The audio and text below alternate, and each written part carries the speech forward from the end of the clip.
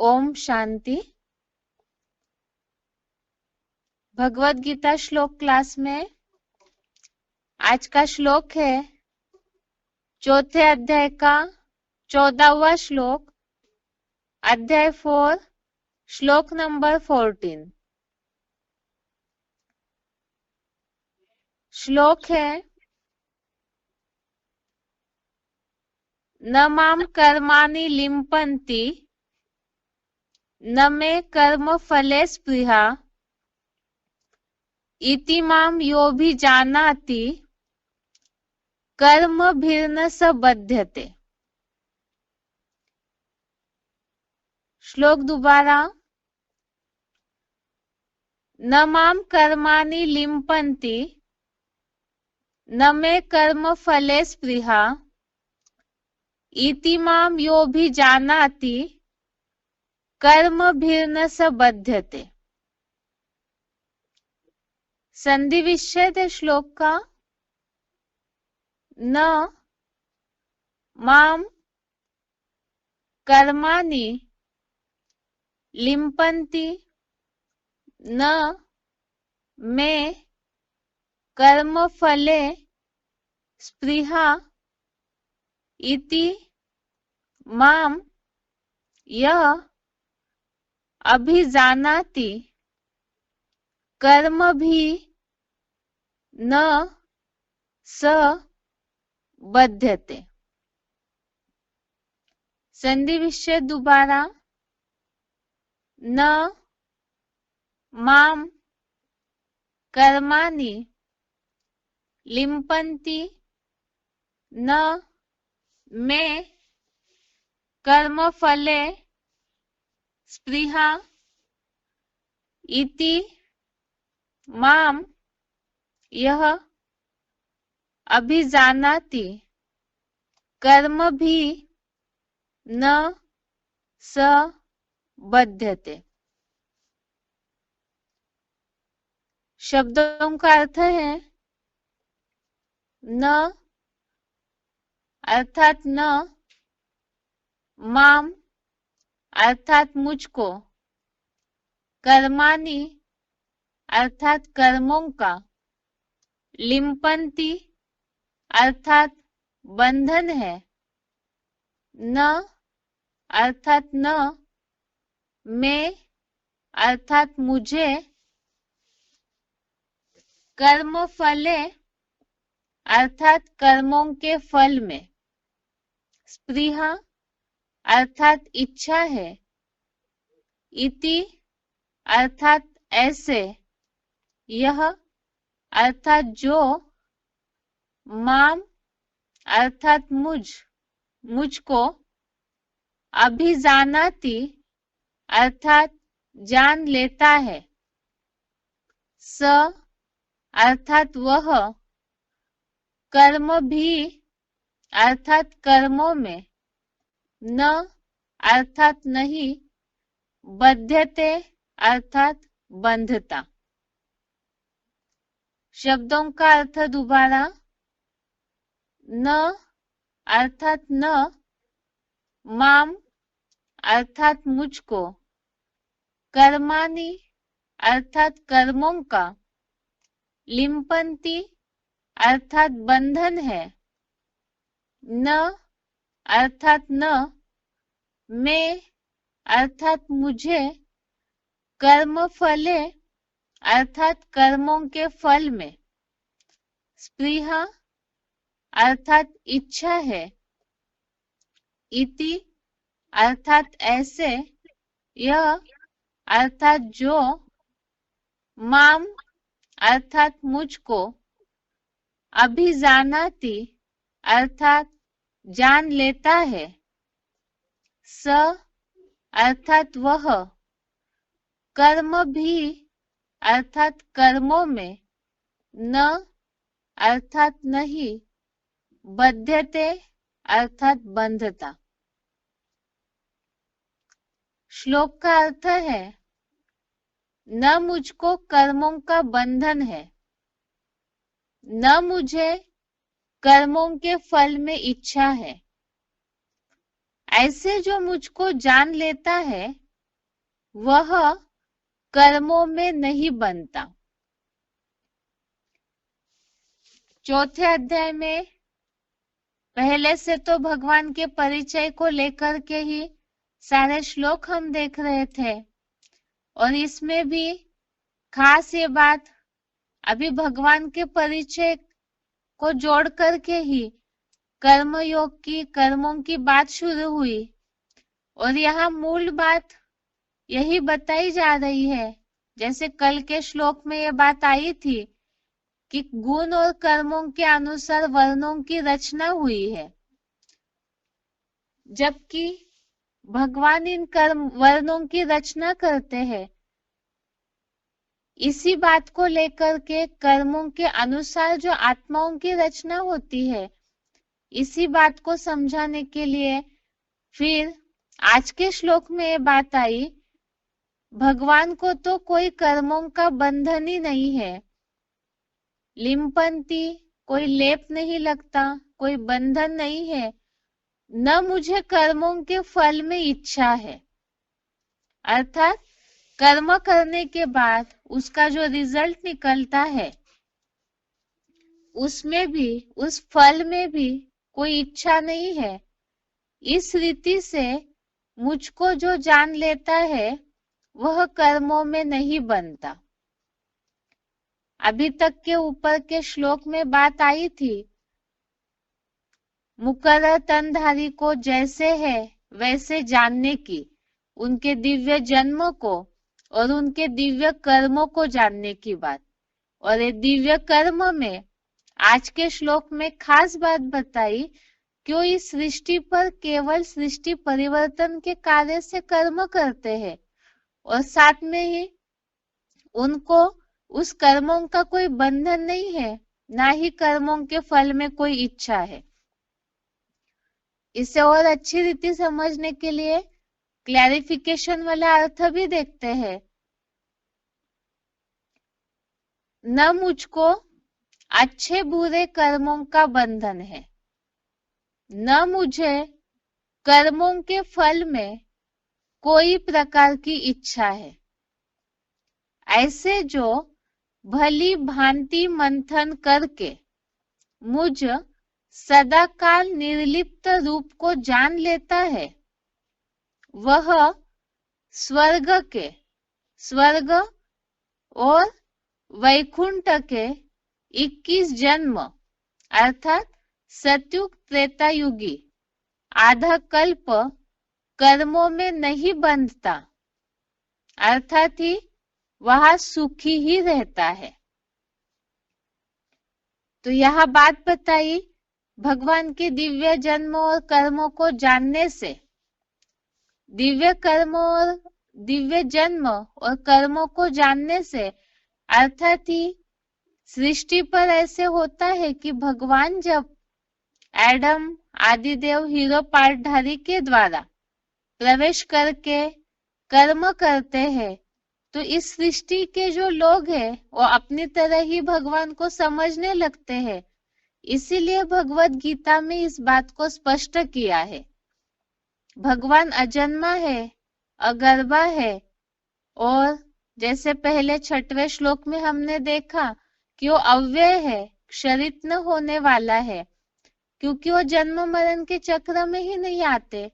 इसीलिए जब वो प्रवेश करके दिव्य जन्म होता है, तो भी उसके कारण ही उनको कोई कर्मों का बंधन नहीं है।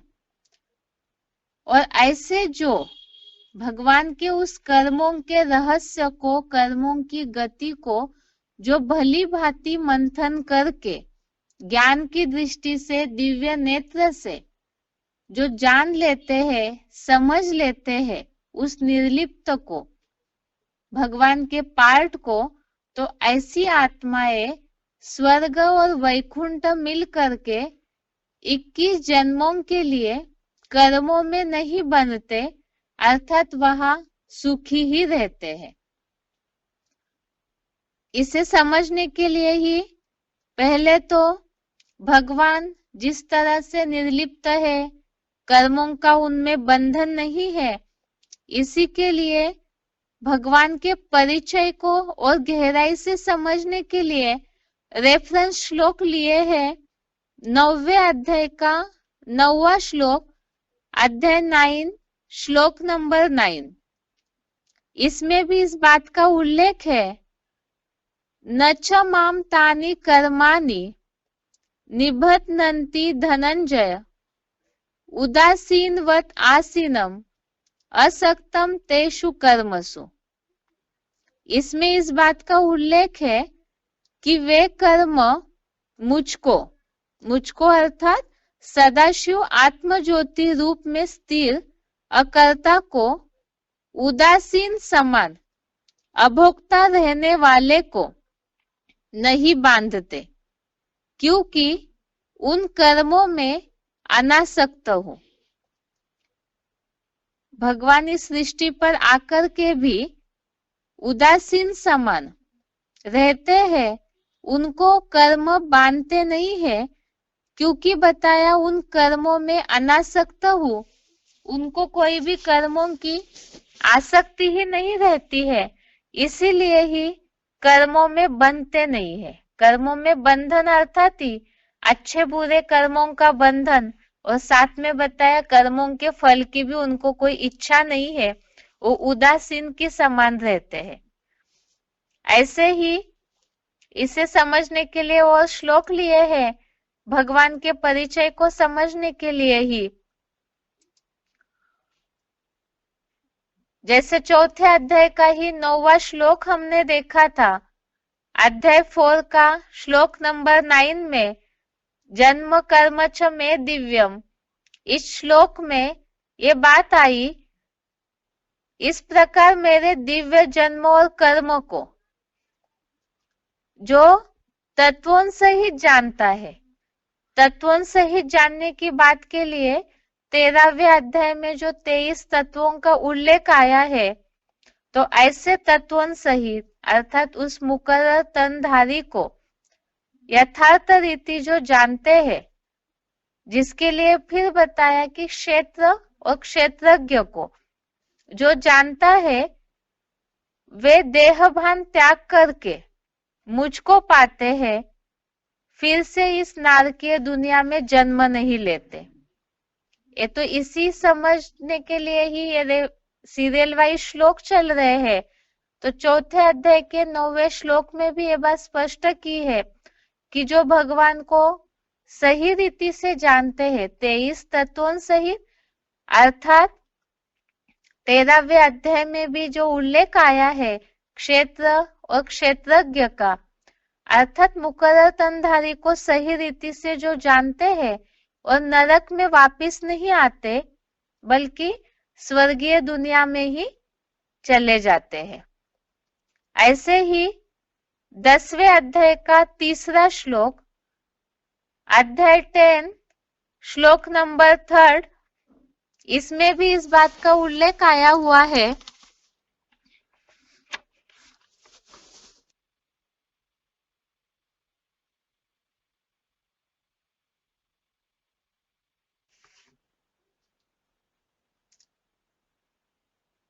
यो माम जमनादिंच च वेत्ति लोकमहेश्वरम असम्मूढ़ः समर्तेषु सर्व पापे प्रमुच्यते। इसमें ये बात का उल्लेख है, जो मुझ शिव बाबा को अजन्मा, अगर्भा, अनादि और त्रिलोकी का महान शासक जानता है, वह मनुष्यों में संपूर्ण मोह रहित हुआ, सर्व पापों से भली भांति आधा कल्प संपूर्ण दुखों से मुक्त हो जाता है। यहाँ भी इसी बात का उल्लेख आया है 10वें अध्याय में कि जो भगवान के अर्थात जो मुझ शिव बाबा को अजन्मा, अगर्भा, अनादि अर्थात जैसे है उस तरह से उनके गुण धर्मों विशेषताओं के सहित भगवान को जानते हैं, और इस सृष्टि से मनुष्यों से संपूर्ण मोह रहित होकर पापों से भली भांति आधा कल्प के लिए संपूर्ण दुखों से मुक्त हो जाता है। आज के श्लोक में इस बात का ही उल्लेख है कि जो भगवान को इस तरह से जानते हैं कि उनमें कर्मों का बंधन नहीं, न कर्म फल में इच्छा है, इस तरह भली भांति जो जानते हैं वो कर्मों में बंधते नहीं है। ऐसे ही 13वें अध्याय का 18वां श्लोक, अध्याय 13 का श्लोक नंबर 18, इसमें भी इसी बात का उल्लेख आया हुआ है।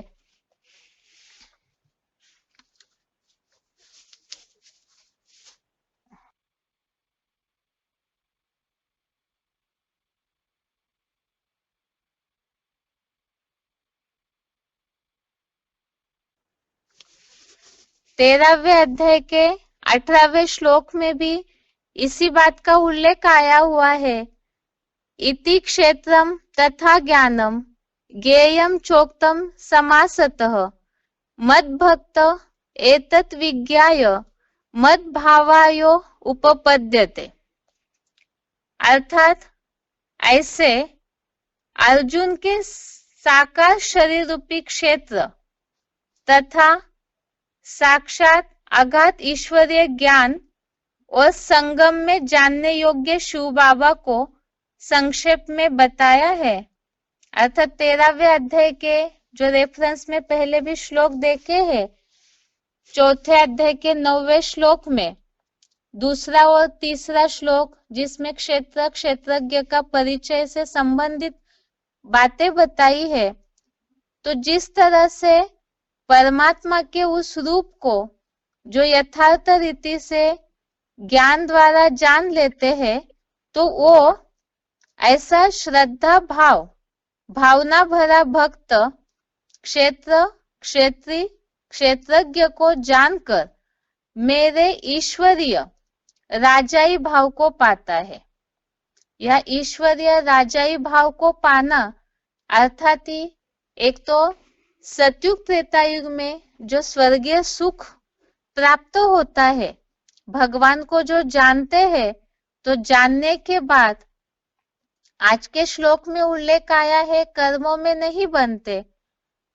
10वें अध्याय के श्लोक में उल्लेख आया है पापों से मुक्त हो जाते हैं। चौथे अध्याय के 9वें श्लोक में उल्लेख है इस नारकीय दुनिया में दोबारा जन्म नहीं होता, अर्थात विष्णु लोकीय संसार में जाते हैं। और 13वें अध्याय के 18वें श्लोक में उल्लेख आया है कि ऐसे मुझे जानने वाले, श्रद्धा भावना वाले, मुझे जानने वाले ईश्वरीय राजाई भाव को पाता है। तो ईश्वरीय राजाई भाव अर्थात सबसे पहली प्राप्ति संगमयुगी स्वर्ग, जो नरक की दुनिया में के बीच स्वर्ग का वर्षा प्राप्त होता है, और साथ ही साथ सतयुग त्रेता युगी आधा कल्प के लिए भी जो प्राप्ति होती है। इसके साथ साथ ही अबे कर्मों में न लिप्यमान होना अर्थात क्या, जो मुझे बोला हुआ है श्लोक में कि न मुझे कर्मों का बंधन है, न मुझे कर्मों के फल में कोई इच्छा है, तो इसी के लिए ही 5वें अध्याय का 10वां श्लोक, इसमें इसका उल्लेख किया हुआ है कि आखिर कर्मों में न बनना अर्थात ही कमल पुष्प की तरह जीवन हो, जिसे मुरलियों में भी हम सुनते हैं, कमल पुष्प की तरह जीवन अर्थात ही जैसे कमल के ऊपर कीचड़ का लेप नहीं लगता है, तो इसी तरह से कर्मों का कोई असर न हो, ऐसी स्थिति जो होती है उसका उल्लेख ही 5वें अध्याय के 10वें श्लोक में, अध्याय 5 श्लोक नंबर 10 श्लोक है ये। ब्रह्मण्याधाय कर्माणि संगम त्यक्त्वा करोति यः लिप्यते न स पापेन पद्मपत्र मिवाम्बसा। अर्थात ही जो एकमात्र परम ब्रह्म आश्रयी आसक्ति त्याग कर कर्म करता है, वह मलिन पानी से कमल पत्र की तरह पाप से लिप्त नहीं होता। अर्थात जैसे परमात्मा को कर्मों का बंधन नहीं, कोई लेप छेप नहीं लगता है, ऐसे परमात्मा के उस पार्ट को, मुकर्रर तनधारी को, हीरो पार्टधारी को, उनके दिव्य जन्म कर्म को जो यथार्थ रीति जान लेते हैं, तो वो परम ब्रह्म आश्रयी, ऐसे जो पुरुषार्थी है उस परम ब्रह्म का आश्रय लेते हैं, ऐसे आश्रयी आसक्ति त्याग कर कर्म करते हैं। तो उनके लिए बताया कि पानी से कमल पत्र की तरह, जो मलिन पानी है उसका असर कमल की पंखुड़ियों पर, कमल पत्र पर होता नहीं, तो इसी तरह से ऐसे भी पाप से लिप्त नहीं होता। जो आज के श्लोक में उल्लेख है, कर्मों में नहीं बनता। परमात्मा को जानना, और 5वें अध्याय में उल्लेख आया है उनका आश्रय लेना। तो आश्रय तभी ले पाएंगे परम ब्रह्म का, उस मुकर्रर तनधारी का, परमात्मा का, जिनके द्वारा दिव्य जन्म कर्म का कार्य चलता है। उनका आश्रय तभी ले पाएंगे जब उन्हें यथार्थ रीति जानेंगे। और यथार्थ रीति जानने के लिए 13वें अध्याय में क्षेत्रज्ञ का पूरा परिचय दिया है। उस आधार से जानकर, आसक्ति त्याग कर जो कर्म करता है वो पापों से लिप्त नहीं होता। और ऐसे भगवान के कार्य का उल्लेख ही 18वें अध्याय का 17वां श्लोक, अध्याय 18 का श्लोक नंबर 17, इसमें इस बात का उल्लेख आया हुआ है कि परमात्मा किस तरह से कर्म करते हुए भी उनकी बुद्धि कर्मों में लिंपायमान नहीं होती है। उसका उल्लेख 18वें अध्याय का 17वां श्लोक है। यस्य नाहं कृतो भावो बुद्धिर्यस्य न लिप्यते हत्वापि स इमान् लोकान् हन्ति न निबध्यते। अर्थात जिसका अहंकार भाव नहीं है, जिसकी बुद्धि एक प्रभु के सिवाय कहीं भी संसार में लिप्त नहीं होती, वह इन देहासक्त नास्तिक लोगों को मारकर भी नहीं मारता और न बंधायमान होता है। तो यहाँ मुकर्रर तनधारी, जिनके द्वारा परमात्मा का कार्य चलता है, उनके लिए एक खास बात बताई कि जिनका अहंकार भाव नहीं है, तो देह भान नहीं रहता, कर्मों का बंधन नहीं है, जिनकी बुद्धि बंधन में तभी नहीं आएगी कोई भी आत्मा, जिसके लिए खास तो मुकर्रर तनधारी, हीरो पार्टधारी के लिए उदाहरण है, जिसकी बुद्धि प्रभु के सिवाय कहीं भी संसार में लिप्त नहीं होती। एक भगवान में ही जिनकी बुद्धि लगी हुई है और कहीं भी संसार में बुद्धि लिंपायमान नहीं है, अटकी हुई नहीं है, आसक्त नहीं है, तो वो देहासक्त नास्तिकों को मारकर भी नहीं मरता, न बंधायमान होता है। तो याद के आधार से ही, भगवान से पूरा बुद्धियोग जोड़ने के आधार से ही वो कर्मों में बंधायमान नहीं होता है। जिसके लिए नीचे जो मुरली पॉइंट दिया है इस श्लोक को समझने के लिए कि बाप तो विनाश, बाप शिव तो विनाश उस शंकर से कराते हैं जिस पर कोई पाप न लगे। अर्थात अकर्म का अर्थ जाना ना, तो अकर्म का अर्थ ही है जब पूरी तरह भगवान में बुद्धि लगी हुई है, इतनी अनासक्त हो जाती है बुद्धि इस सृष्टि से, तो कर्मों से भी अनासक्त हो जाते हैं। तो उसके कारण याद की स्टेज के आधार से कोई भी कर्मों में बंधायमान नहीं होता, तो वही अकर्म की स्टेज हो जाती है जिस पर कोई पाप नहीं लगता है।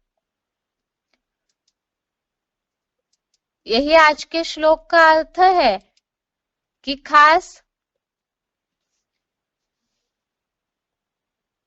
जो अभी तक के सारे श्लोक हमने समझे,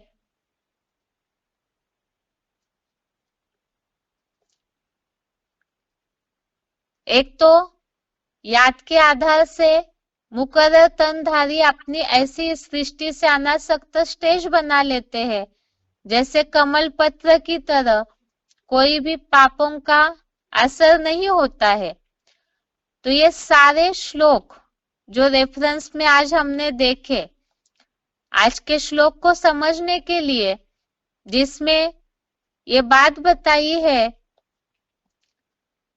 कि न मुझको, आज के श्लोक में जो उल्लेख है, न मुझको अच्छे बुरे कर्मों का बंधन है, न मुझे कर्मों के फल में कोई प्रकार की इच्छा है। ऐसे जो भली भांति मंथन करके मुझ सदाकाल निर्लिप्त को जान लेता है। तो परमात्मा को जानना अर्थात ही इस बात की गहराई बुद्धि में होनी चाहिए कि भगवान शिव जिस मुकर्रर तनधारी के द्वारा कार्य करते हैं, तो तनधारी की खासियत हमने देखी कि प्रभु के सिवाय महादेव शंकर को जैसे हमेशा याद की स्टेज में दिखाया जाता है, अर्थात ही इस दुनिया में कहीं भी उनकी बुद्धि उलझी हुई नहीं है।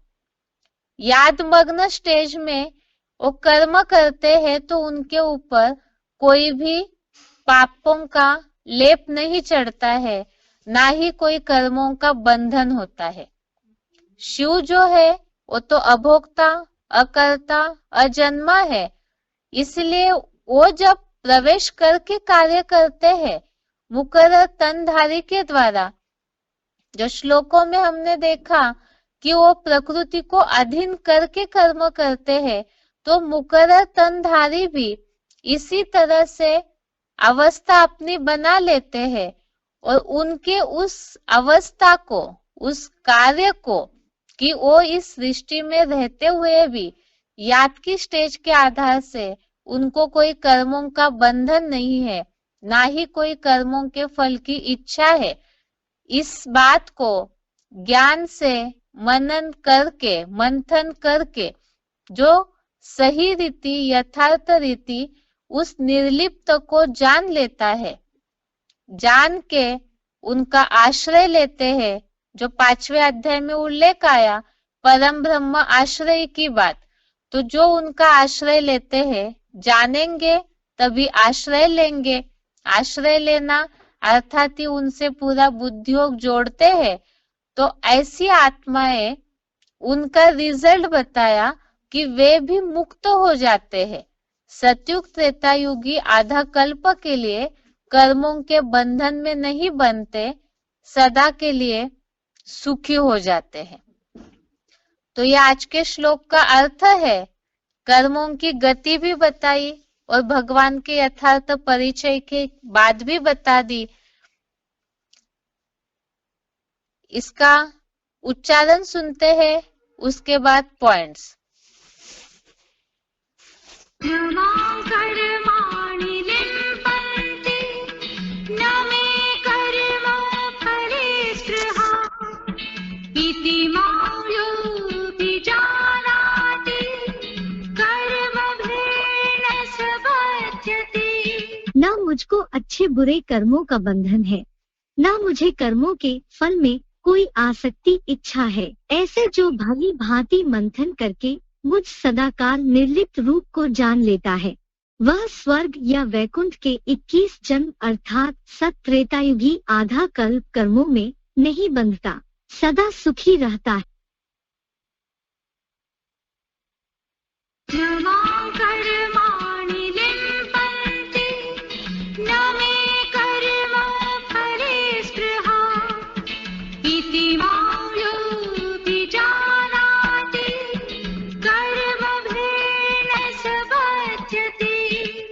मुझको अच्छे बुरे कर्मों का बंधन है, ना मुझे कर्मों के फल में कोई आसक्ति इच्छा है। ऐसे जो भली भांति मंथन करके मुझ सदाकार निर्लिप्त रूप को जान लेता है, वह स्वर्ग या वैकुंठ के 21 जन्म अर्थात सत त्रेतायुगी आधा कल्प कर्मों में नहीं बंधता, सदा सुखी रहता है।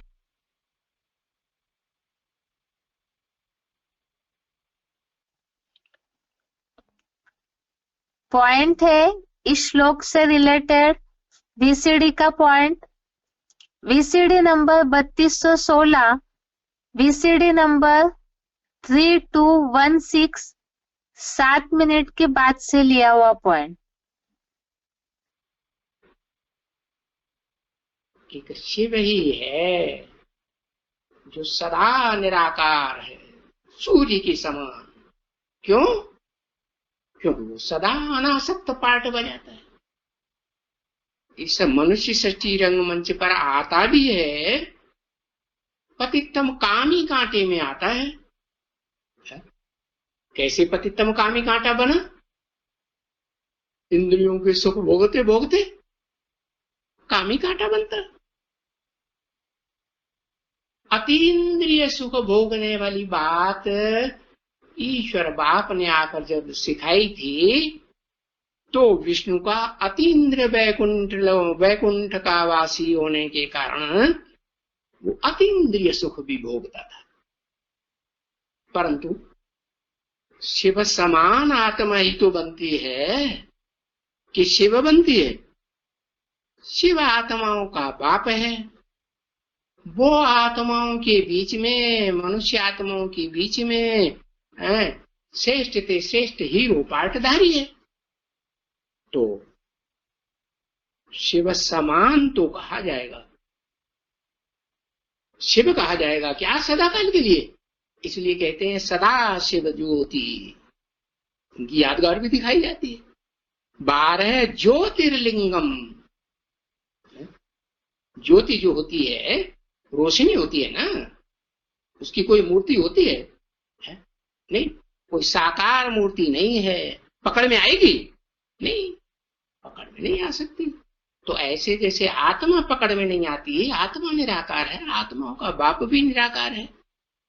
और वो निराकार बाप ऐसा अनासक्त सूर्य के समान है, डिटैच्ड होने का पार्ट बजाता है कि उसका कोई कर्म बंधन बनता ही नहीं। भोगी आत्माओं का कर्म बंधन बनता है। अब वो चाहे विष्णु के रूप में पार्ट बजाने वाली आत्मा हो, विष्णु के रूप में पार्ट बजाती है, वो तब तक पार्ट बजाती है जब पुरुषोत्तम संगम युग में, हीरे समान जो युग है जिसमें परमपिता परमात्मा शिव इस सृष्टि पर आते हैं कलयुग के अंत में और सतयुग के आदि के मध्य में, तो उस युग को कहा जाता है पुरुषोत्तम संगम। इसलिए पुरुष को आत्मा कहा जाता है। आत्मा मनुष्य की भी होती है, पशु पक्षियों की भी, कीड़े मकोड़ों की भी, परंतु पुरुष तो मनुष्य को कहा जाता है ना। मनु की औलाद जो थे, मनन चिंतन मंथन करने वाले, उनको कहा जाता है मनुष्य।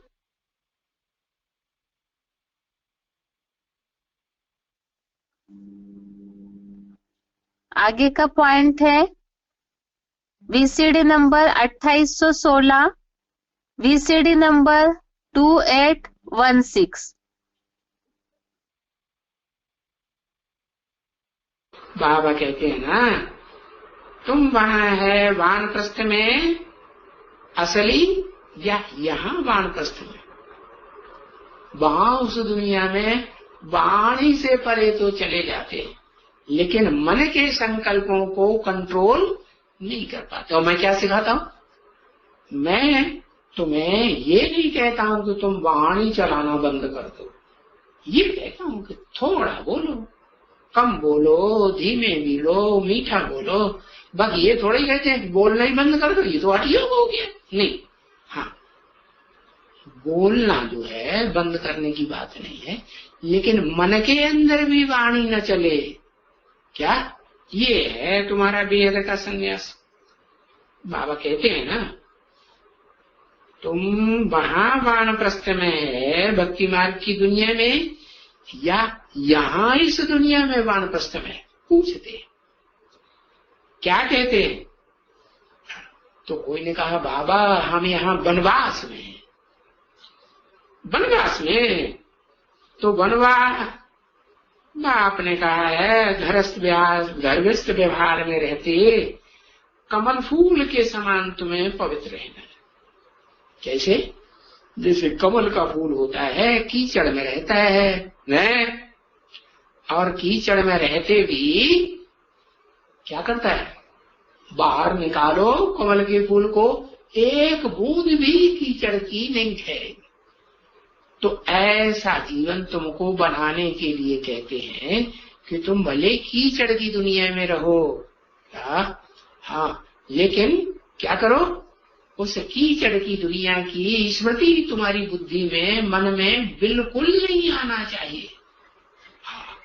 अगर स्मृति आती है तो कहेंगे कि कमल फूल समान जीवन तुम्हारा नहीं। तो मूल बात है वही कि हम पवित्र रहते हैं। कैसे? मन बुद्धि से। ऐसे इंद्रियों से हठयोग करने की बात नहीं है कि भाई इंद्रियों का हम भोग नहीं लेंगे, कानों से कुछ सुनेंगे ही नहीं, आंखों से कुछ देखेंगे ही नहीं, या जो भी है कर्म इंद्रियां हैं या भ्रष्ट इंद्रिय है उसका कोई कर्म ही नहीं करेंगे। नहीं, सब कर्म इंद्रियों से, ज्ञान इंद्रियों से भल कर्म करो, लेकिन क्या करो? मुझे याद करने की ऐसी प्रैक्टिस करो कि वो कर्म इंद्रियों की तरफ बुद्धि मन न जाए, और कर्म इंद्रियों से जो मिलने वाला सुख है, ज्ञान इंद्रियों से मिलने वाला सुख है, उस सुख की ओर भी बुद्धि न जाए। क्योंकि अभी हम पूज्य बन गए।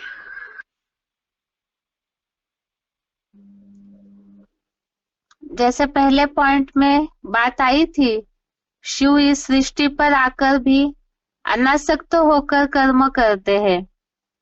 एक दो दिन पहले के श्लोक में जो बात आई थी कांक्षांतः कर्मणाम सिद्धि, इसमें जो बात आई थी कि मनुष्य लोक में कर्मों की सिद्धि होती है, तो मनुष्य का अर्थ बताया था मनन चिंतन करने वाले मनों के पुत्र।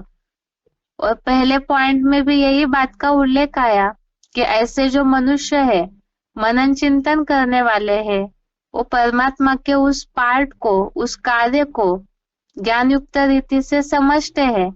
और अभी के पॉइंट में बात आई कि ऐसे अनासक्त होकर कर्म करना अर्थात क्या? तो कीचड़ की दुनिया में रहते हुए भी बुद्धि योग से उस पुरानी दुनिया की स्मृति न आए, बुद्धि पर उन सारी बातों का असर न हो, इसी के लिए बोला हुआ है कमल फूल समान जीवन। जो आज के श्लोक में बात है कर्मों का बंधन और कर्मों में इच्छा न होना, अर्थात पुरानी दुनिया के स्मृति से पूरा निराले हो जाना, तो परम ब्रह्म के आश्रयी आत्माएं ऐसा जीवन बिताते हैं। आगे का पॉइंट है VCD number 922, VCD number 922, 12 minute के बाद से लिया हुआ पॉइंट।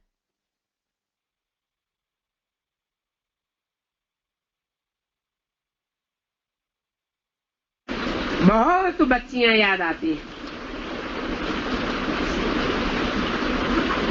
देखते हैं इस आत्मा में तो कुछ दम नहीं है, ये तो बाप को याद ही नहीं करती है।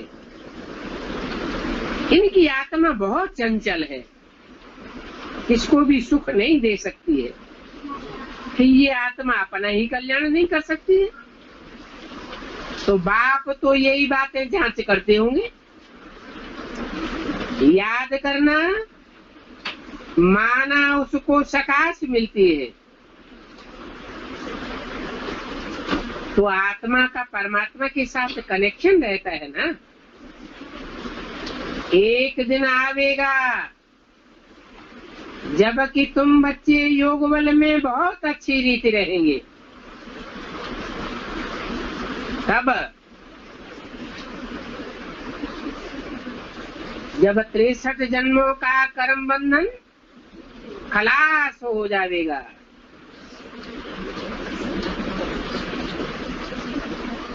याद करना, जरूर सकाश मिलेगी। आत्मा का परमात्मा के साथ गहरा कनेक्शन हो जाता है।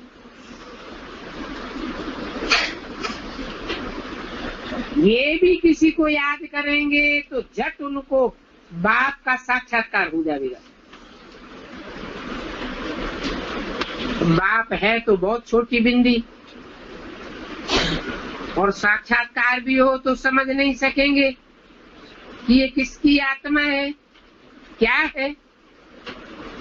फिर भी शरीर ही याद आता है।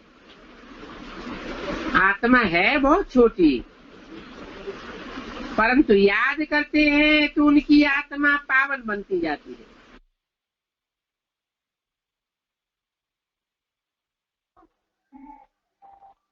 आगे का पॉइंट है general selected point number 62, general selected point number 62। तो जब इस सृष्टि पर वो आता है तो हमको यही सिखाता है। क्या सिखाता है? कि कर्म तो भल करो। सन्यासियों के मिसल कर्म धारा नहीं छोड़नी, कर्म सन्यासी नहीं बनना है, लेकिन क्या करना है? श्रेष्ठ कर्म। मेरी याद में रह करके कर्म करोगे तो तुमको भी कर्म का लेप छेप नहीं लगेगा, तुमको कर्म का लगाव नहीं लगेगा। क्या? जैसे मैं कर्म करता हूँ तो मेरे को किसी का लगाव नहीं लगता, मेरे को किसी की याद नहीं आती। ऐसे ही तुमको भी कर्म का लेप छेप नहीं लगेगा। इसलिए आकर के बताता है कि मुझे याद करो।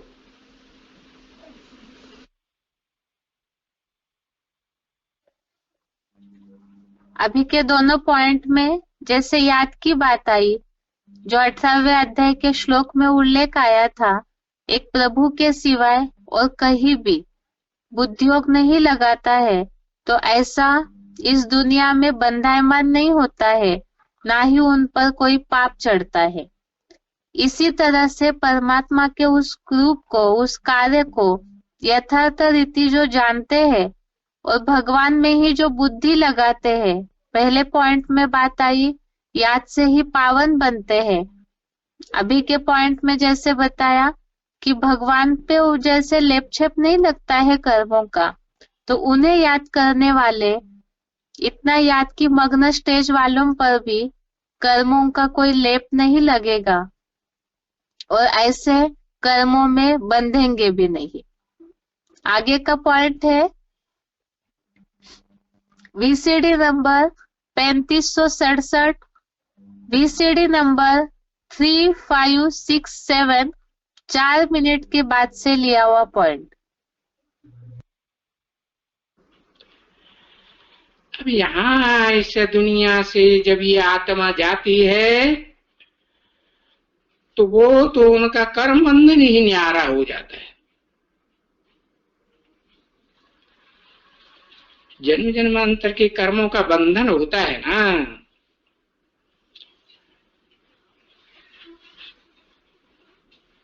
भांति भांति के बंधन होते हैं। अपनी देह का बंधन, देह के संबंधियों का बंधन, देह के पदार्थों का बंधन, न्यारे न्यारे कर्म बंधन है। तो कर्म बंधन के पीछे बाकी बंधन की यहां बात रहती है इस दुनिया में। बाकी नई दुनिया में तो कर्म बंधन की बात ही नहीं, बात तो देह की याद ही नहीं रहती। देह की, कर्म इंद्रियों की भी याद नहीं रहती।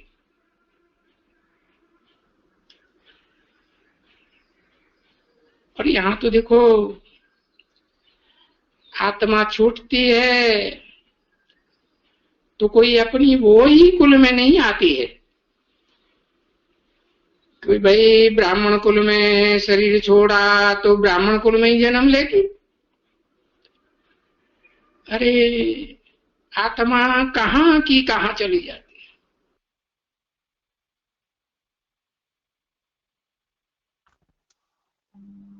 आगे का पॉइंट है VCD number 2996, VCD number 2996, 15 minute की बात से लिया हुआ पॉइंट।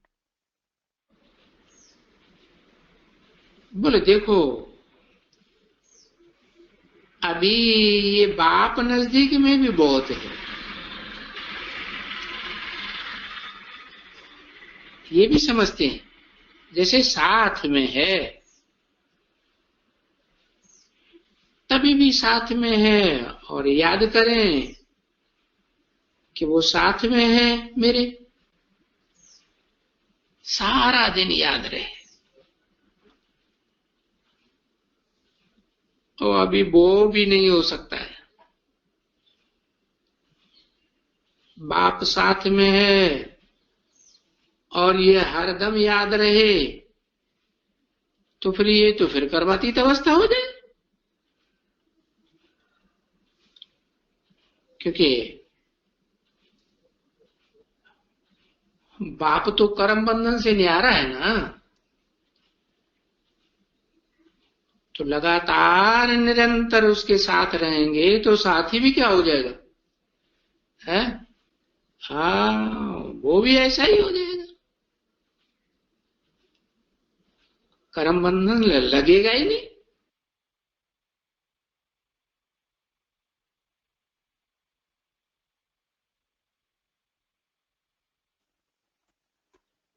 पहले के पॉइंट में बात आई थी, नई दुनिया में कर्मों का बंधन नहीं होता है।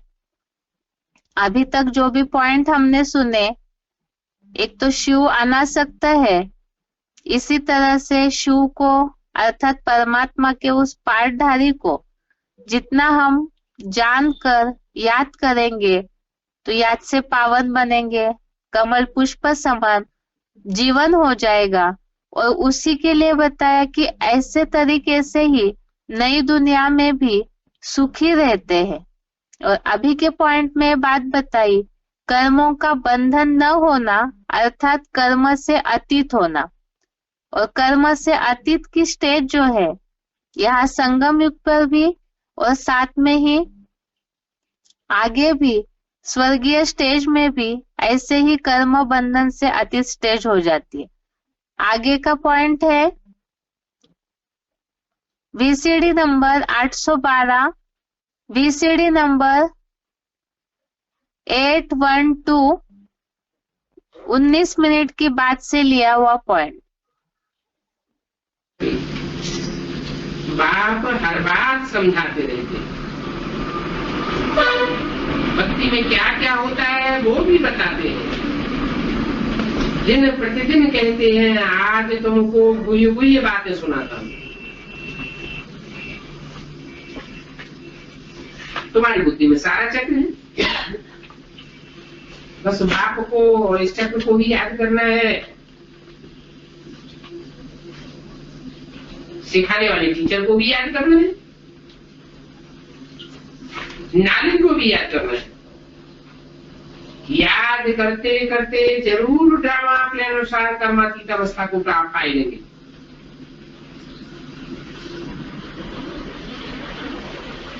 और जैसे नंगे आए थे वैसे ही फिर नंगे वापस जाए।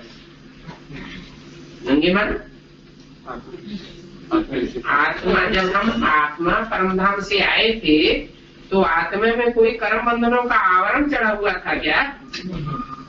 कोई आवरण नहीं था। अभी आवरण चढ़ गया।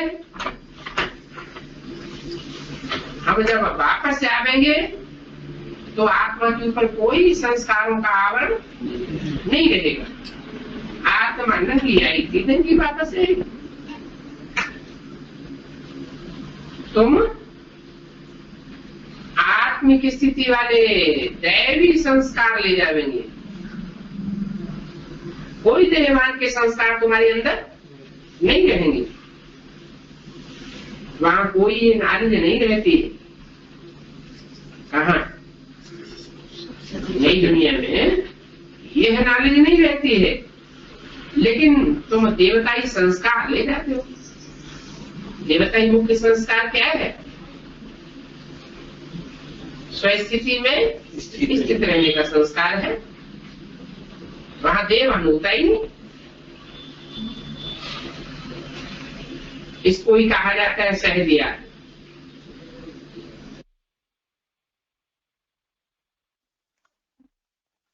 आगे का पॉइंट है VCD number 751, VCD number 751, 25 minute की बात से लिया हुआ पॉइंट। ऐसे तो आत्मा जितनी है उतना ही परम पिता परमात्मा है। उनको कहा जाता है परम धाम में रहने वाली आत्मा। इस सृष्टि पर भी आते हैं, नीचे आते हैं, ऊपर की स्टेज से उतरते हैं, नीचे आते हैं, तो भी मन बुद्धि से ऊंची स्टेज में रहते हैं। ऐसे नहीं देहधारियों के संग में आकर के देह अभिमानी बन जाते हो। क्या? उनको संग का रंग नहीं लगता है। परम धाम से आते हैं पाठ बजाने। पाठ तो शरीर के द्वारा ही बजाया जाएगा या बिना शरीर के बजता है? जो भी पाठ बजाएंगे कर्मेंद्रियों से, वो तो कोई शरीर में प्रवेश करके ही बजावेंगे। आप कहते हैं मैं भी आता हूं पाठ बजाने के लिए शक्ति रूपी रंगमंच पर, परंतु तुम्हारे पाठ में और मेरे पाठ में अंतर क्या है?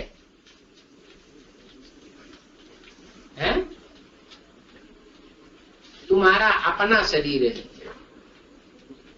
तुम्हारे अपने शरीरों का कर्म बंधन बंधता है जन्म जन्मांतर, लेकिन मेरा अपना शरीर नहीं। मैं ऐसे कर्म नहीं करता जो मेरा कोई कर्म बंधन बंध जाए और मुझे शरीर का जन्म, देह का जन्म लेना पड़े। ये अंतर है। मुझे अपना शरीर है ही नहीं, और तुमको कितने शरीर के बंधन में आना पड़ता है? 84 शरीर के बंधन पड़ते हैं। उनमें से 21 जन्म तुम आत्मिक स्थिति में रहते हो, इसलिए वहां कर्म बंधन नहीं बनता।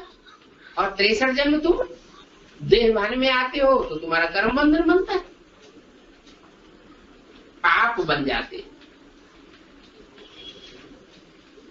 तो मैं आत्मा रूप भी हूं और मैं आत्मा बसंत भी हूं।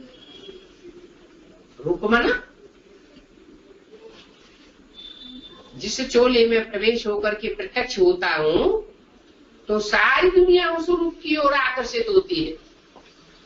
और दूसरी बात, जिसमें भी प्रवेश करता हूं वो सारे संसार के बीच गुण निधान बनकर के प्रत्यक्ष होता है। ऐसा गुण निधान, ऐसा गुण निधान जिसके गुणों की महिमा सारी दुनिया करती है। शास्त्र भी उसके गुणों की महिमा करते हैं, और जो भी देवताएं हैं उनके अवगुण भी बताते हैं, उनकी ग्लानि भी करेंगे। लेकिन मैं जिस तन में प्रवेश करके संसार के सामने प्रत्यक्ष होता हूं उसकी कभी भी कोई शास्त्रों में ग्लानि नहीं है। वो कौन है? नर से नारायण बनने वाला।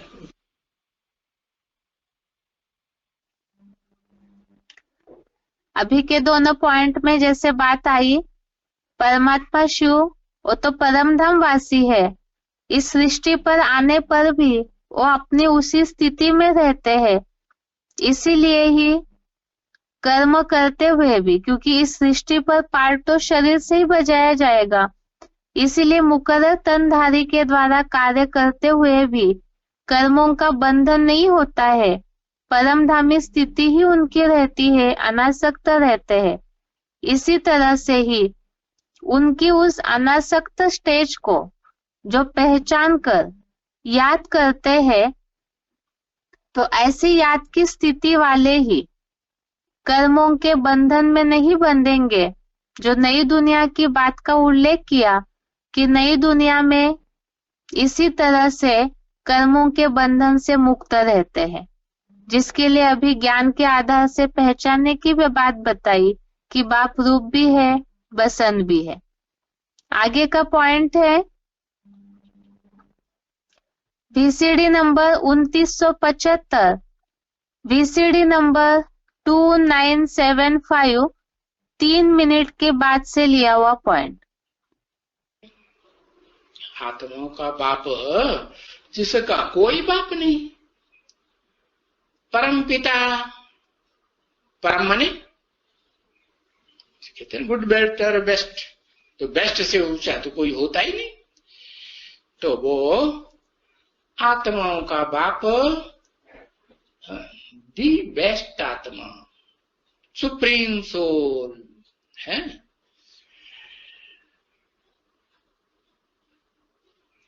उसका नाम है, कब उसका नाम तब समझ में सही तरीके से आता है जब जो भी आत्माएं हैं सृष्टि रूपी रंगमंच पर, मनुष्य आत्माएं, वो अपनी आत्मिक स्टेज में टिक जाए, तब समझ में आता है कि हम आत्माओं को जन्म देने वाला, परिचय देने वाला कोई बाप है, और वो उसका नाम सिर्फ क्या है, शिव है। और सब आत्माओं का नाम बदलता रहता है, लेकिन उसका नाम बदलता नहीं। क्यों? वो भी आत्मा और ये भी सब आत्मा, बिंदु बिंदु बिंदु, उसका नाम क्यों नहीं बदलता है? इसलिए नहीं बदलता कि वो जन्म मरण के चक्र में नहीं आता। और इस सृष्टि रूपी रंगमंच पर जो भी आत्माएं हैं वो सब जन्म मरण के चक्र में आती रहती है। जन्म मरण के चक्र में आती हैं तो पिछली बातें, पिछले जन्मों की भूल जाती है। और जो आत्मा जन्म मरण के चक्र में ही नहीं आती वो भूलेगी, वो नहीं भूलती। तो वो अभूल आत्मा है सदाकाल। कैसे? कि इस सृष्टि रूपी रंगमंच पर पार्ट बजाती भी है, परंतु फिर भी जिसमें भी पार्ट बजाती है, जिस शरीरधारी में या जिन शरीरधारियों में भी, उनमें अटैचमेंट में आती है? नहीं आती है। क्या अंतर बताया है? हाँ, अटैचमेंट में नहीं आती है। और सब आत्माएं जो जन्म मरण के चक्र में आती हैं वो अटैचमेंट में आ जाती है। जितने भी देहधारियों के संसर्ग में, संपर्क में, संबंध में आती जाएंगी, उनमें नंबरवार अटैचमेंट उनका लगता जाता है। तो अटैचमेंट लगता है तो फिर उन शरीरों से नंबरवार सुख दुख भोगती है। और जिसका अटैचमेंट लगता ही नहीं तो वो न किसी से सुख और न किसी से दुख भोगे। तो वो आकर के बताता है सुप्रीम सोल कि तुम मुझे पहचानने के लिए क्या करो, अपन को आत्मा समझो। मैं ज्योति बिंदु आत्मा, ऐसे ही तुम भी ज्योति बिंदु। हाँ, अंतर यह है कि तुम ज्योति बिंदु आत्मा शरीर धारण करके पार्ट बजाती हो, अटैचमेंट में आती हो, सुख दुख भोगती हो। मैं नहीं भोगता हूं। क्यों? क्योंकि मैं कोई शरीर धारण करके कर्म ही नहीं करता। मुझे कर्म का लेप छेप लगता ही नहीं, तो मैं तो अकर्ता हूं। जब करता नहीं तो भोगता हूं, करूंगा नहीं तो भोगूंगा भी नहीं। जो करेगा सो भोगेगा। अच्छा करेगा तो अच्छा भोगेगा, है बुरा करेगा तो बुरा भोगेगा। तो बताया कि मैं तो करता कुछ नहीं हूं, मैं सिर्फ आकर के रास्ता बताता हूं। है क्या करता हूं? मैं अकर्ता हूं, करता धरता कुछ नहीं हूं, लेकिन मैं सिर्फ रास्ता बताता हूं। कैसे बताता हूं? तुम तो बिंदु हो, तुम्हारे मुख ही नहीं है। नहीं, जैसे गीता में लिखा है ना, प्रवेश तुम, मैं प्रवेश करने योग्य हूं। ये क्या बात हो गई? तो और आत्मा क्यों नहीं प्रवेश कर सकती? हाँ, वो भी प्रवेश करती हैं, लेकिन स्थूल शरीर छोड़ने के बाद जब उनको सूक्ष्म शरीर मिलता है तो प्रवेश कर सकती है, वरना वो प्रवेश कर नहीं सकती। तो मैं प्रवेश करता हूं, माने सुप्रीम सोल प्रवेश करता है। तो उसमें विशेषता क्या है उसके प्रवेश करने में? है मैं कर्म बंधन कुछ है नहीं, है न पाप का न पुण्य का, इसलिए मैं बहुत हल्का फुल्का। जिनके ऊपर पापों का बोझ बहुत चढ़ता है आत्माओं में, तो फिर हल्की फुल्की नहीं रह पाती है। और सूक्ष्म शरीर भी धारण कर लें तो भी हल्की फुल्की नहीं रह पाती। कामी, क्रोधी, लोभी, मोही, अहंकारी रहती है कि नहीं? रहती है। तो बताया, मुझे तो नाम की दरकार है, लेकिन मैं मुकर्रर रूप से एक ही रूप में प्रवेश करता हूं। भले टेम्परेरी रूप में और ही मनुष्य आत्माओं में, मनुष्यों में प्रवेश करता हूं, शरीरों में, लेकिन टेम्परेरी जिससे मैं मुकर्रर रूप से प्रवेश करता हूं, तो उसके लिए बोला हुआ है कि मैं आता हूं तो जरूर किसी को आप समान 100% बना कर जाता हूं। तो जिसको जास्ती संग का रंग लगेगा वही बनेगा ना। कैसे लगेगा? संग का रंग तो देह के आधार पर लगता है कि निराकारी आत्मा के आधार पर लगता है? देह के आधार पर लगता है।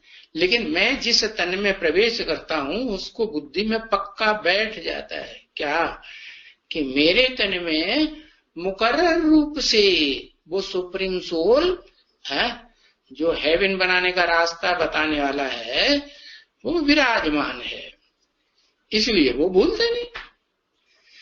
तो बताया तुम बच्चों को, हाँ बताया कि तुम आत्मा हो और तुमको नाम रूप की दरकार है ही नहीं। क्यों नहीं है? क्योंकि तुम आत्माओं को निराकारी धाम में जाना है। जहां जाना है, जैसा देश वैसा वेश धारण करना पड़े नहीं है? हाँ, तो निराकारी धाम में जावेंगे तो निराकार आत्मा बनेंगे, तब ही जावेंगे, नहीं तो नहीं जा सकते। तो निराकारी आत्मा बनना है, निराकारी आत्मा बनना है तो पक्का कर लो कि तुम देह नहीं हो, और तुम्हें देह से ऐसी स्टेज धारण करनी है कि कोई कर्म भी क्या संपन्न स्टेज धारण करेंगे, आत्मिक स्थिति धारण करेंगे, तो फिर तुम्हें कोई कर्म करने की दरकार रहेगी? मैं आत्मा हूं, सुप्रीम सोल, तो मुझे कोई कर्म करने की दरकार है? मैं करूं या न करूं? तो तुमको भी कोई नाम और रूप में फंसने की दरकार नहीं है।